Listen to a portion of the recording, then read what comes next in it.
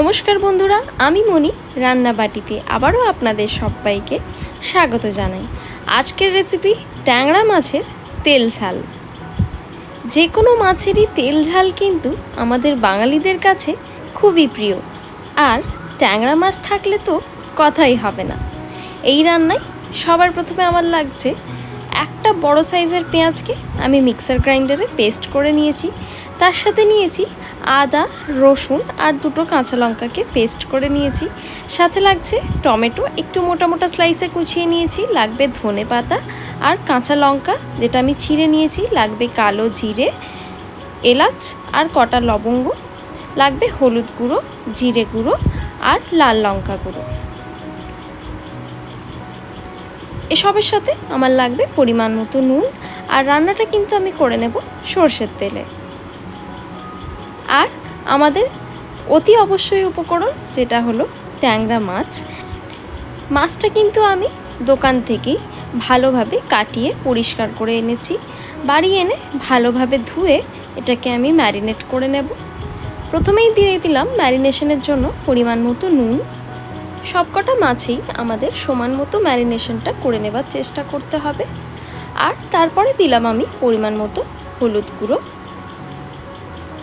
আর নুন আর হলুদটা যাতে মাছের গায়ে ভালো মতো লেগে থাকে আর ম্যারিনেশনটা ভালোভাবে হয়, তাই জন্য দেব খুবই অল্প পরিমাণে সর্ষের তেল। এখানে আমি প্রায় 2 টেবিল স্পুন পরিমাণে সর্ষের তেল ব্যবহার করেছি। আর তেলটা দেবার পর ভালো মতো এই তেলটা ঘষে ঘষে আমাদের মাছের গায়ে লাগিয়ে নিতে হবে। তেল দেবার ফলে কিন্তু ম্যারিনেশনটা মাছের গায়ে বেশ ভালো মতো লেগে থাকবে। আর মাছটা ম্যারিনেট করে আমি রেখে দেব প্রায় 10 মিনিটের জন্য। যেহেতু মাছ, তাই জন্য ম্যারিনেশনের কিন্তু খুব বেশি সময় রাখবার প্রয়োজন হবে না। দেখতেই পাচ্ছেন কিভাবে আমি হাতের সাহায্যে ঘষে ঘষে ম্যারিনেশনের মশলাটা মাছের গায়ে ভালো মতো লাগিয়ে নিলাম। আর এবার এটাকে আমরা সাইডে রেখে দেব। এবার ওভেনেতে কড়া বসিয়ে কড়াই দিলাম সর্ষের তেল। এখানে আমি প্রায় 4 টেবিল স্পুন পরিমাণে সর্ষের তেল নিলাম। আর তেল ভালো মতো গরম হয়ে গেলে এভাবে খুন্তির সাহায্যে কড়ার চারিদিকে আমাদের তেলটা ভালো মতো একটু গ্রিজ করে নিতে হবে। আর যখন দেখবেন তেল খুব ভালো মতো গরম হয়ে গেছে, তখন ম্যারিনেট করে নেওয়া ট্যাংরা মাছগুলো আমরা একে একে তেলের মধ্যে ফেলে দেব। তবে বলে রাখি, দেখতেই পাচ্ছেন ট্যাংরা মাছ আমি তেলে কিভাবে ছাড়ছি। মানে এভাবে ল্যাজের দিকটা ধরে আস্তে করে যদি এভাবে তেলের মধ্যে ছাড়বেন, তাহলে কিন্তু তেল ছিটকে যাওয়ার ভয় থাকবে না। ট্যাংরা মাছে তেল একটু বেশি ছিটকোয়। আসলে যে কোনো আঁশ ছাড়া মাছে কিন্তু তেল একটু বেশি ছিটকে আসে, তাই জন্য আমি চাপা দিয়ে ভালোভাবে রান্নাটা করে নিচ্ছি। মাছ ভাজার সময় আমি ওভেনের হিটটা রেখেছি মিডিয়ামে। দেখতেই পাচ্ছেন মাঝে মাঝে চাপা খুলে নিয়ে মাছগুলো একটু উল্টে নিতে হবে আমাদের, যাতে মাছের দুই পিঠটাই একটু ভালো মতো ভাজা হয়ে যায়। আবারও চাপা দিয়ে অপর দিকটা আমি ভালো মতো ভাজা ভাজা করে নিচ্ছি। আর মাছ যখন দুই দিক থেকেই দেখবেন ভালো মতো ভাজা হয়ে গেছে, তখন এক এক করে আমি তেল থেকে এগুলোকে তুলে নেব। ট্যাংরা মাছের একটা আঁশটে গন্ধ থাকে, তাই জন্য মাছ যদি এভাবে কড়া মতো ভাজা হয়, তাহলে কিন্তু সেই আঁশটে গন্ধটা কেটে যায়। ঠিক একইভাবে আমি সেকেন্ড ব্যাচটাও ভালো মতো ভেজে নিচ্ছি। সবকটা মাছ একইভাবে লেজের দিকটা ধরে তেলের মধ্যে দিলাম। আর আবারও অপর দিকটা ভাজা হয়ে গেলে এক এক করে আমি তেল থেকে তুলে নিলাম। এবার সেই একই মাছ ভাজা তেলে আমি দেব কটা এলাচ আর লবঙ্গ। এই রান্নায় আমি কিন্তু দারচিনি ব্যবহার করব না। এলাচ আর লবঙ্গটা সামান্য একটু তেলে নাড়াচাড়া করে নিয়ে একটু যাতে ভালো গন্ধ এলাচ আর লবঙ্গর তেলের মধ্যে চলে আসে আর একটু ভাজা ভাজা হয়ে যায়, তারপর আমি এর মধ্যে অ্যাড করব কালো জিরে। আর কালো জিরেটাকেও আমাদের একটু ভেজে নিতে হবে। তারপর এর মধ্যে আমি দিলাম সেই তৈরি করে রাখা পেঁয়াজের পেস্টটা। পেঁয়াজের পেস্ট দেওয়ার পর তেলের মধ্যে ভালো করে নাড়াচাড়া করে আমাদের মশলাটা কিন্তু কষিয়ে নিতে হবে, যাতে পেঁয়াজের কাঁচা গন্ধ এর মধ্যে থেকে চলে যায়। ভালো মতো সময় ধরে মিডিয়াম হিটে আমি কিন্তু মশলাটাকে কষিয়ে নিচ্ছি। যখন দেখবেন পেঁয়াজ মোটামুটি কষানো হয়ে গেছে, তখন আমি এর মধ্যে অ্যাড করব আদা, রসুন আর কাঁচা লঙ্কার পেস্টটা। এখানে আমি প্রায় 1 ইঞ্চি মতো আদার টুকরো, 5 থেকে 6টা বড় রসুনের কোয়া আর 3 থেকে 4টে কাঁচা লঙ্কা ব্যবহার করেছি, যদিও ঝালটা আপনারা আপনাদের ইচ্ছে মতো ব্যবহার করতে পারেন। এবার সব কটা মশলাকে ভালো মতো একটু কষিয়ে নিলাম। তারপর এর মধ্যে অ্যাড করব হলুদ গুঁড়ো, জিরে গুঁড়ো আর লাল লঙ্কার গুঁড়ো। তবে বলে রাখি, যেহেতু এখানে আমি ঝালের জন্য কাঁচা লঙ্কা ব্যবহার করেছি, তাই জন্য এখানে কিন্তু আমি কাশ্মীরি লাল লঙ্কা গুঁড়ো ব্যবহার করেছি, যাতে রান্নায় একটা ভালো রং আসে।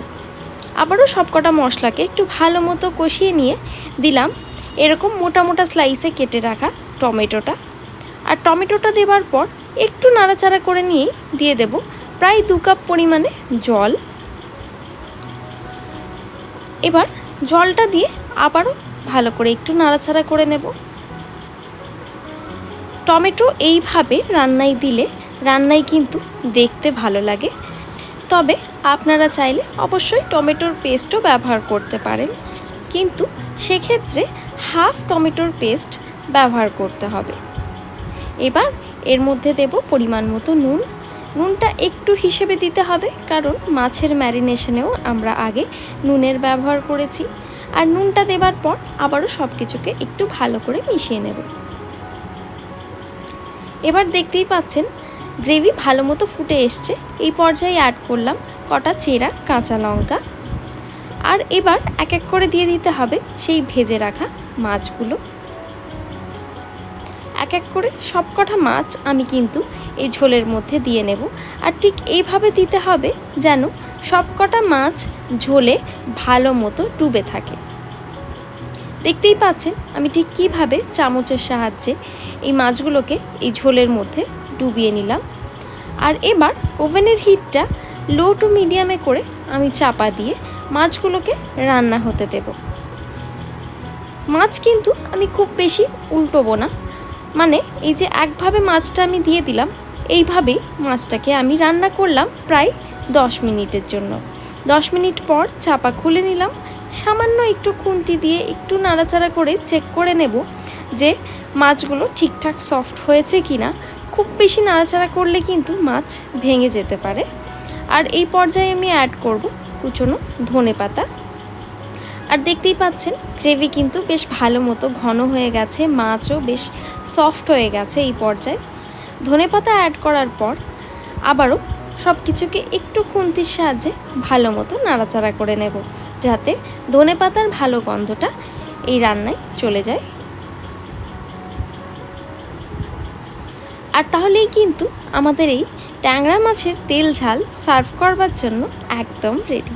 কিন্তু তার আগে চাপা দিয়ে এটাকে রেখে দেব প্রায় 5 মিনিটের জন্য রেস্টিং টাইমে, যাতে সবকটা ফ্লেভার্স একটু ভালো করে মিক্স হয়ে যায়।